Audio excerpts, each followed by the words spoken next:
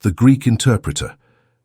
During my long and intimate acquaintance with Mr. Sherlock Holmes, I had never heard him refer to his relations, and hardly ever to his own early life. This reticence upon his part had increased the somewhat inhuman effect which he produced upon me, until sometimes I found myself regarding him as an isolated phenomenon, a brain without a heart, as deficient in human sympathy as he was preeminent in intelligence. His aversion to women and his disinclination to form new friendships were both typical of his unemotional character, but not more so than his complete suppression of every reference to his own people.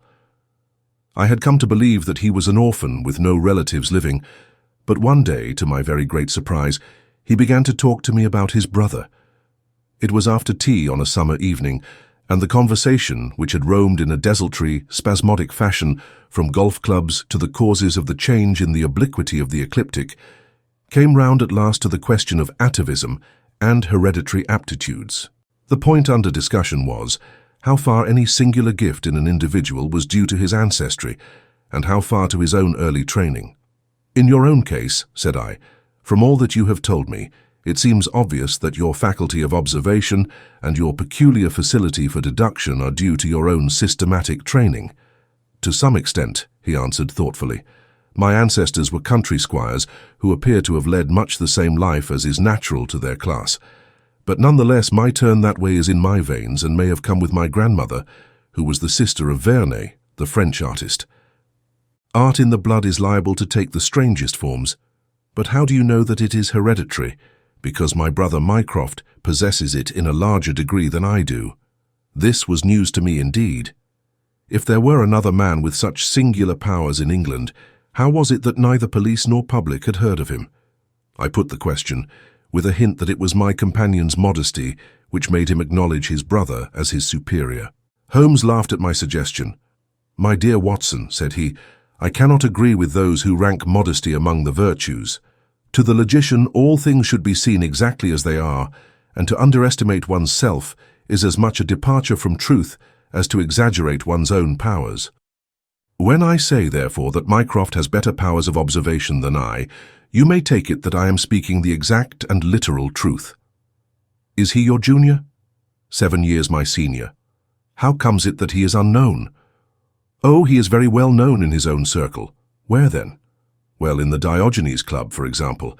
I had never heard of the institution, and my face must have proclaimed as much, for Sherlock Holmes pulled out his watch. The Diogenes Club is the queerest club in London, and Mycroft one of the queerest men. He's always there from 5:15 to 8:20. It's 6 now, so if you care for a stroll this beautiful evening, I shall be very happy to introduce you to 2 curiosities." 5 minutes later we were in the street, walking towards Regent's Circus. "You wonder," said my companion, "why it is that Mycroft does not use his powers for detective work.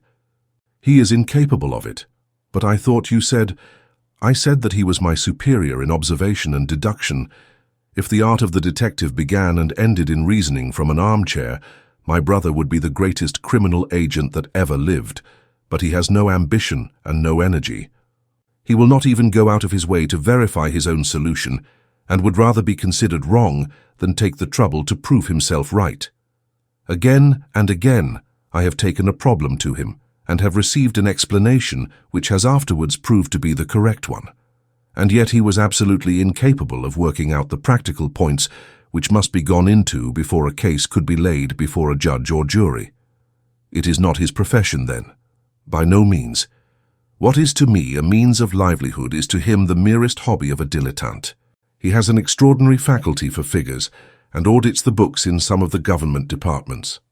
Mycroft lodges in Pall Mall, and he walks round the corner into Whitehall every morning and back every evening. From year's end to year's end, he takes no other exercise and is seen nowhere else, except only in the Diogenes Club, which is just opposite his rooms. I cannot recall the name. Very likely not. There are many men in London, you know, who, some from shyness, some from misanthropy, have no wish for the company of their fellows. Yet they are not averse to comfortable chairs and the latest periodicals. It is for the convenience of these that the Diogenes Club was started, and it now contains the most unsociable and unclubbable men in town. No member is permitted to take the least notice of any other one.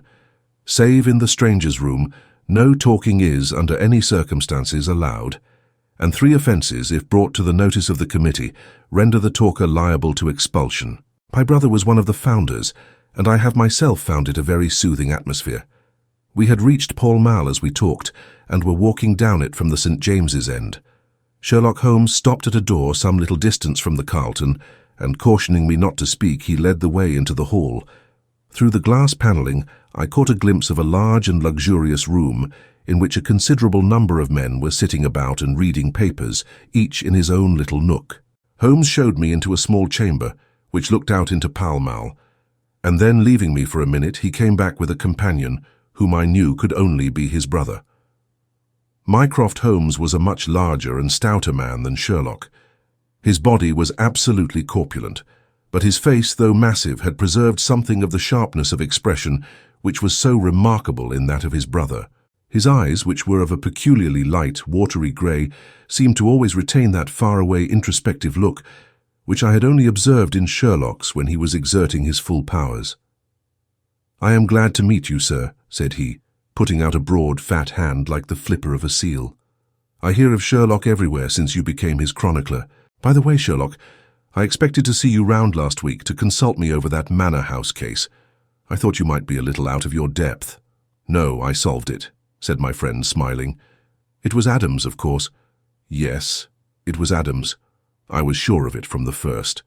The two sat down together in the bow window of the club. "To anyone who wishes to study mankind, this is the spot," said Mycroft. "Look at the magnificent types. Look at these 2 men who are coming towards us, for example. The billiard marker and the other?" "Precisely. What do you make of the other?" The 2 men had stopped opposite the window. Some chalk marks over the waistcoat pocket were the only signs of billiards which I could see in one of them. The other was a very small, dark fellow, with his hat pushed back and several packages under his arm. "An old soldier, I perceive," said Sherlock. "And very recently discharged," remarked the brother. "Served in India, I see." "And a non-commissioned officer." "Royal Artillery, I fancy," said Sherlock. "And a widower. But with a child." "Children, my dear boy, children." "Come," said I, laughing. "This is a little too much." "Surely," answered Holmes, "it is not hard to say that a man with that bearing, expression of authority, and sun-baked skin is a soldier, is more than a private, and is not long from India. That he has not left the service long is shown by his still wearing his ammunition boots, as they are called," observed Mycroft. "He had not the cavalry stride, yet he wore his hat on one side, as is shown by the lighter skin of that side of his brow. His weight is against his being a sapper. He is in the artillery. Then, of course, his complete mourning shows that he has lost someone very dear. The fact that he is doing his own shopping looks as though it were his wife. He has been buying things for children, you perceive. There is a rattle, which shows that one of them is very young. The wife probably died in childbed. The fact that he has a picture book under his arm shows that there is another child to be thought of." I began to understand what my friend meant when he said that his brother possessed even keener faculties than he did himself. He glanced across at me and smiled. Mycroft took snuff from a tortoise-shell box and brushed away the wandering grains from his coat front with a large red silk handkerchief. "By the way, Sherlock," said he, "I have had something quite after your own heart, a most singular problem, submitted to my judgment. I really had not the energy to follow it up, save in a very incomplete fashion, but it gave me a basis for some pleasing speculation. If you would care to hear the facts, my dear Mycroft, I should be delighted." The brother scribbled a note upon a leaf of his pocketbook, and ringing the bell he handed it to the waiter. "I have asked Mr. Mellus to step across," said he. "He lodges on the floor above me, and I have some slight acquaintance with him, which led him to come to me in his perplexity. Mr. Mellus is a Greek by extraction, as I understand, and he is a remarkable linguist. He earns his living partly as interpreter in the law courts, and partly by acting as guide to any wealthy Orientals who may visit the Northumberland Avenue hotels. I think I will leave him to tell his very remarkable experience in his own fashion." A few minutes later, we were joined by a short, stout man whose olive face and coal-black hair proclaimed his southern origin, though his speech was that of an educated Englishman. He shook hands eagerly with Sherlock Holmes, and his dark eyes sparkled with pleasure when he understood that the specialist was anxious to hear his story. "I do not believe that the police credit me. On my word, I do not," said he, in a wailing voice. "Just because they have never heard of it before, they think that such a thing cannot be. But I know that I shall never be easy in my mind until I know what has become of my poor man with the sticking plaster upon his face." "I am all attention," said Sherlock Holmes. "This is Wednesday evening," said Mr. Mellis. "Well then, it was Monday night, only 2 days ago, you understand, that all this happened. I am an interpreter, as perhaps my neighbour there has told you. I interpret all languages, or nearly all, but as I am a Greek by birth and with a Grecian name, it is with that particular tongue that I am principally associated. For many years I have been the chief Greek interpreter in London, and my name is very well known in the hotels. It happens not unfrequently that I am sent for at strange hours by foreigners who get into difficulties, or by travellers who arrive late and wish my services. I was not surprised, therefore, on Monday night, when a Mr. Latimer, a very fashionably dressed young man, came up to my rooms and asked me to accompany him in a cab which was waiting at the door. A Greek friend had come to see him upon business, he said, and as he could speak nothing but his own tongue, the services of an interpreter were indispensable. He gave me to understand that his house was some little distance off in Kensington, and he seemed to be in a great hurry, bustling me rapidly into the cab when we had descended to the street. I say into the cab, but I soon became doubtful as to whether it was not a carriage in which I found myself.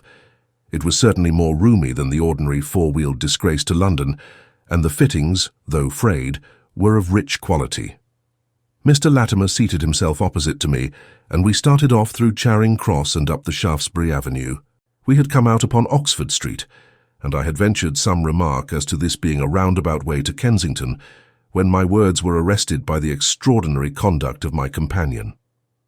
He began by drawing a most formidable-looking bludgeon loaded with lead from his pocket, and switching it backward and forward several times, as if to test its weight and strength.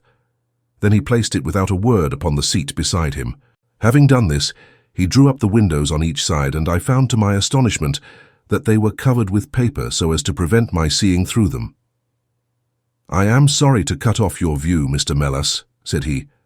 "The fact is that I have no intention that you should see what the place is to which we are driving. It might possibly be inconvenient to me if you could find your way there again." As you can imagine, I was utterly taken aback by such an address. My companion was a powerful, broad-shouldered young fellow, and apart from the weapon, I should not have had the slightest chance in a struggle with him. "This is very extraordinary conduct, Mr. Latimer," I stammered. "You must be aware that what you are doing is quite illegal." "It is somewhat of a liberty, no doubt," said he, "but we'll make it up to you.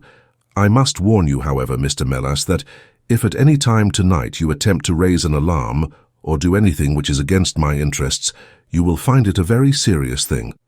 I beg you to remember that no one knows where you are, and that, whether you are in this carriage or in my house, you are equally in my power." His words were quiet, but he had a rasping way of saying them, which was very menacing. I sat in silence, wondering what on earth could be his reason for kidnapping me in this extraordinary fashion. Whatever it might be, it was perfectly clear that there was no possible use in my resisting, and that I could only wait to see what might befall. For nearly 2 hours we drove without my having the least clue as to where we were going. Sometimes the rattle of the stones told of a paved causeway, and at others our smooth, silent course suggested asphalt. But, save by this variation in sound, there was nothing at all which could in the remotest way help me to form a guess as to where we were. The paper over each window was impenetrable to light, and a blue curtain was drawn across the glasswork in front. It was 7:15 when we left Pall Mall, and my watch showed me that it was 10 minutes to 9 when we at last came to a standstill. My companion let down the window, and I caught a glimpse of a low, arched doorway with a lamp burning above it. As I was hurried from the carriage, it swung open, and I found myself inside the house with a vague impression of a lawn and trees on each side of me as I entered. Whether these were private grounds, however, or bona fide country was more than I could possibly venture to say. There was a coloured gas lamp inside, which was turned so low that I could see little, save that the hall was of some size and hung with pictures. In the dim light I could make out that the person who had opened the door was a small, mean-looking, middle-aged man with rounded shoulders. As he turned towards us, the glint of the light showed me that he was wearing glasses. "Is this Mr. Mellis, Harold?" said he. "Yes." Well done, no ill will, Mr. Mellis, I hope, but we could not get on without you. If you deal fair with us, you'll not regret it, but if you try any tricks, God help you." He spoke in a nervous, jerky fashion, and with little giggling laughs in between, but somehow he impressed me with fear more than the other. "What do you want with me?" I asked. "Only to ask a few questions of a Greek gentleman who is visiting us, and to let us have the answers. But say no more than you are told to say, or—" Here came the nervous giggle again. "You had better never have been born." As he spoke, he opened a door and showed the way into a room which appeared to be very richly furnished, but again the only light was afforded by a single lamp, half turned down. The chamber was certainly large, and the way in which my feet sank into the carpet as I stepped across it told me of its richness. I caught glimpses of velvet chairs, a high white marble mantelpiece, and what seemed to be a suit of Japanese armor at one side of it. There was a chair just under the lamp, and the elderly man motioned that I should sit in it. The younger had left us, but he suddenly returned through another door, leading with him a gentleman clad in some sort of loose dressing gown who moved slowly towards us. As he came into the circle of dim light, which enabled me to see him more clearly, I was thrilled with horror at his appearance. He was deadly pale and terribly emaciated, with the protruding, brilliant eyes of a man whose spirit was greater than his strength. But what shocked me more than any signs of physical weakness was that his face was grotesquely crisscrossed with sticking plaster, and that one large pad of it was fastened over his mouth. "Have you the slate, Harold?" cried the older man, as this strange being fell rather than sat down into a chair. "Are his hands loose? Now then, give him the pencil. You are to ask the questions, Mr. Mellis, and he will write the answers. Ask him first of all whether he is prepared to sign the papers." The man's eyes flashed fire. "Never," he wrote in Greek upon the slate. "On no condition?" I asked, at the bidding of our tyrant. "Only if I see her married in my presence by a Greek priest whom I know." The man giggled in his venomous way. "You know what awaits you then?" "I care nothing for myself. These are samples of the questions and answers which made up our strange half-spoken, half-written conversation. Again and again I had to ask him whether he would give in and sign the documents. Again and again I had the same indignant reply. But soon a happy thought came to me. I took to adding on little sentences of my own to each question, innocent ones at first, to test whether either of our companions knew anything of the matter. And then, as I found that they showed no signs, I played a more dangerous game. Our conversation ran something like this. "You can do no good by this obstinacy. Who are you?" "I care not. I am a stranger in London. Your fate will be upon your own head. How long have you been here?" "Let it be so. 3 weeks. The property can never be yours. What ails you?" "It shall not go to villains. They are starving me." "You shall go free if you sign. What house is this?" "I will never sign. I do not know. You are not doing her any service. What is your name?" "Let me hear her say so. Cratides." "You shall see her if you sign. Where are you from?" "Then I shall never see her. Athens." Another 5 minutes, Mr. Holmes, and I should have wormed out the whole story under their very noses. My very next question might have cleared the matter up, but at that instant the door opened and a woman stepped into the room. I could not see her clearly enough to know more than that she was tall and graceful, with black hair and clad in some sort of loose white gown. "Harold," said she, speaking English with a broken accent. "I could not stay away longer. It is so lonely up there with only— oh my God, it is Paul." These last words were in Greek, and at the same instant the man, with a convulsive effort, tore the plaster from his lips, and screaming out, "Sophie! Sophie!" rushed into the woman's arms. Their embrace was but for an instant, however, for the younger man seized the woman and pushed her out of the room, while the elder easily overpowered his emaciated victim and dragged him away through the other door. For a moment I was left alone in the room, and I sprang to my feet with some vague idea that I might in some way get a clue to what this house was in which I found myself. Fortunately, however, I took no steps, for looking up I saw that the older man was standing in the doorway with his eyes fixed upon me. "That will do, Mr. Mellis," said he. "You perceive that we have taken you into our confidence over some very private business." We should not have troubled you, only that our friend who speaks Greek and who began these negotiations has been forced to return to the East. It was quite necessary for us to find someone to take his place, and we were fortunate in hearing of your powers." I bowed. "There are 5 sovereigns here," said he, walking up to me, "which will, I hope, be a sufficient fee. But remember," he added, tapping me lightly on the chest and giggling, "if you speak to a human soul about this, one human soul, mind, well, may God have mercy upon your soul." I cannot tell you the loathing and horror with which this insignificant-looking man inspired me. I could see him better now as the lamplight shone upon him. His features were peaky and sallow, and his little pointed beard was thready and ill-nourished. He pushed his face forward as he spoke, and his lips and eyelids were continually twitching like a man with St. Vitus's dance.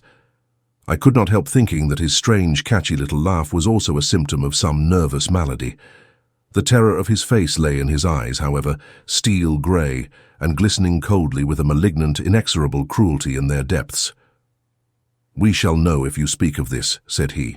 "We have our own means of information. Now you will find the carriage waiting, and my friend will see you on your way." I was hurried through the hall and into the vehicle, again obtaining that momentary glimpse of trees and a garden.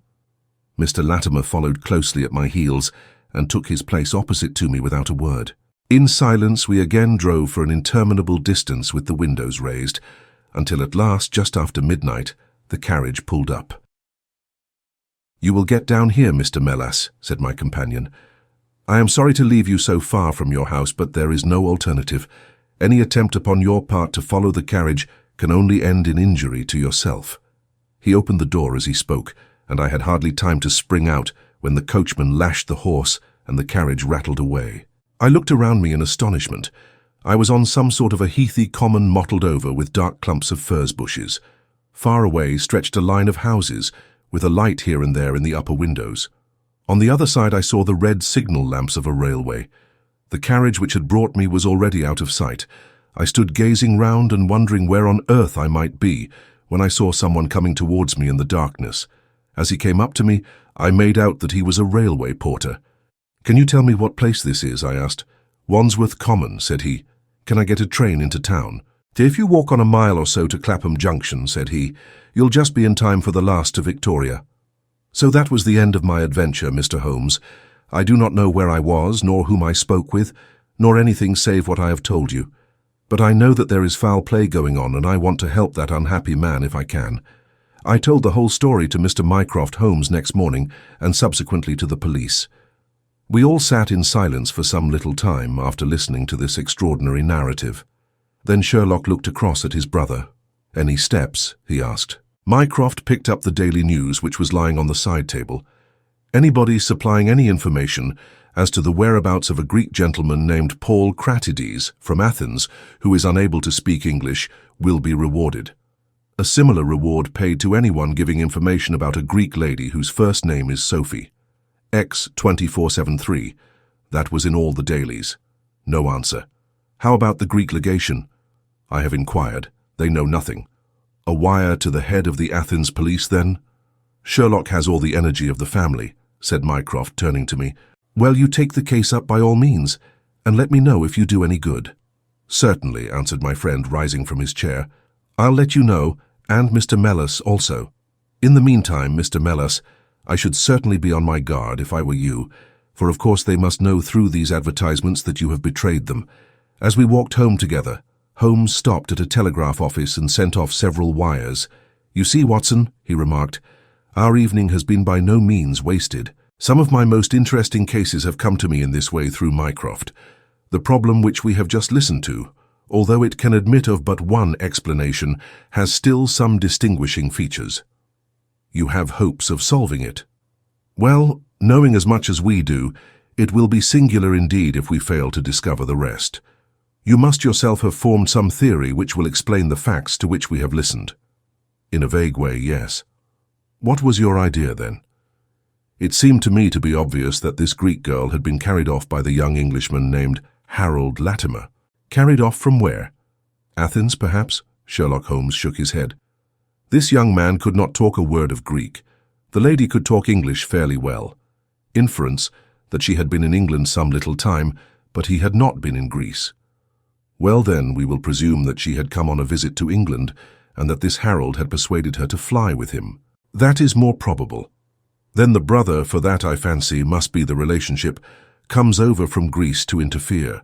He imprudently puts himself into the power of the young man and his older associate.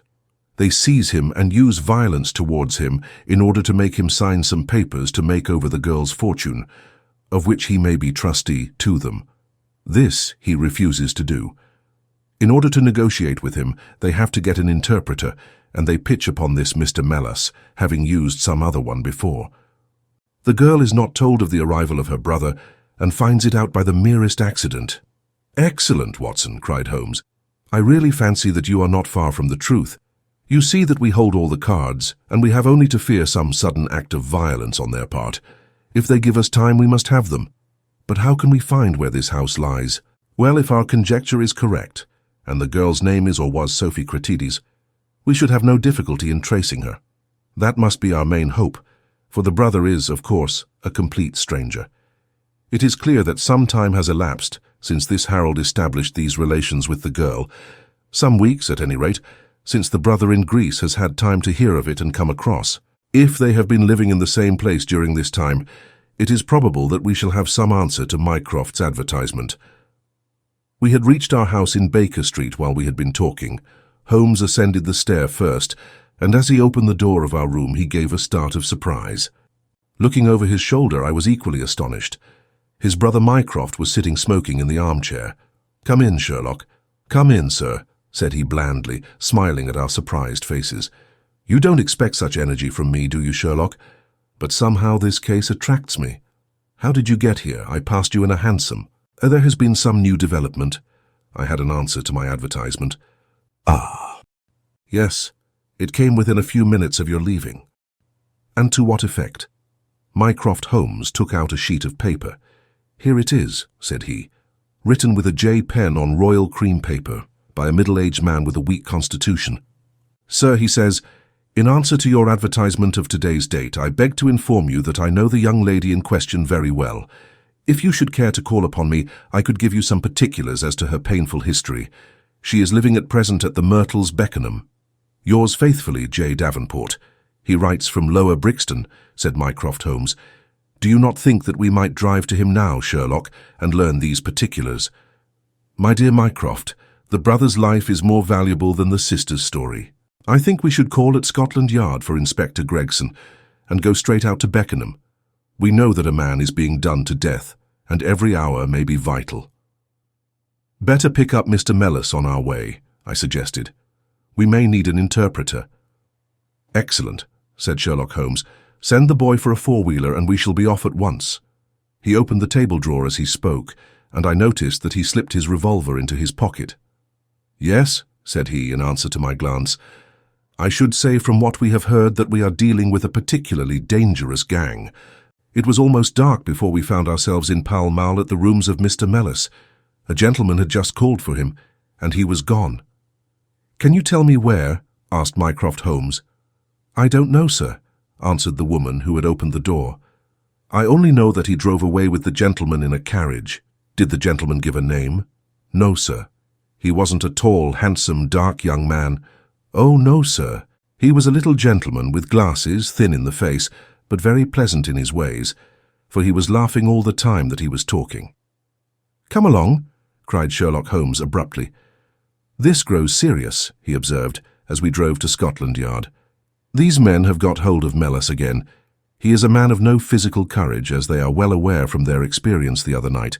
This villain was able to terrorize him the instant that he got into his presence. No doubt they want his professional services, but having used him, they may be inclined to punish him for what they will regard as his treachery. Our hope was that by taking train we might get to Beckenham as soon or sooner than the carriage. On reaching Scotland Yard, however, it was more than an hour before we could get Inspector Gregson and comply with the legal formalities which would enable us to enter the house. It was 10:15 before we reached London Bridge, and past before the four of us alighted on the Beckenham platform.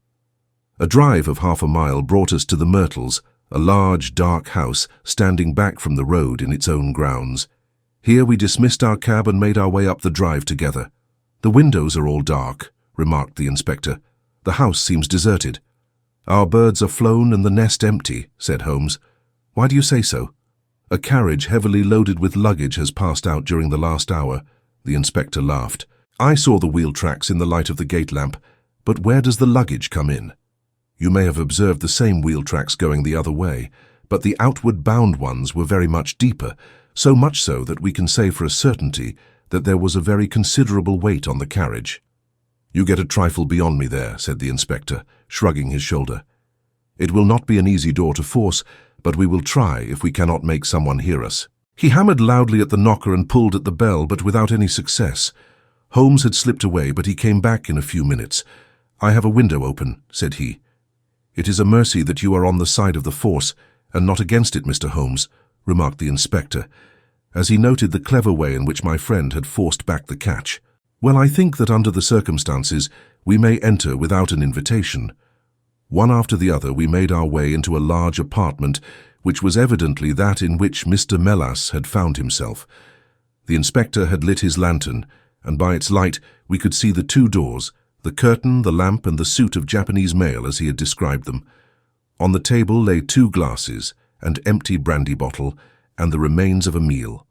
"What is that?" asked Holmes suddenly. We all stood still and listened. A low moaning sound was coming from somewhere over our heads. Holmes rushed to the door and out into the hall. The dismal noise came from upstairs. He dashed up, the inspector and I at his heels, while his brother Mycroft followed as quickly as his great bulk would permit. 3 doors faced up upon the 2nd floor, and it was from the central of these that the sinister sounds were issuing, sinking sometimes into a dull mumble and rising again into a shrill whine. It was locked, but the key had been left on the outside. Holmes flung open the door and rushed in, but he was out again in an instant with his hand to his throat. "It's charcoal," he cried. "Give it time. It will clear." Peering in, we could see that the only light in the room came from a dull blue flame which flickered from a small brass tripod in the center. It threw a livid, unnatural circle upon the floor, while in the shadows beyond we saw the vague loom of 2 figures which crouched against the wall. From the open door there reeked a horrible, poisonous exhalation, which set us gasping and coughing. Holmes rushed to the top of the stairs to draw in the fresh air, and then, dashing into the room, he threw up the window and hurled the brazen tripod out into the garden. "We can enter in a minute," he gasped, darting out again.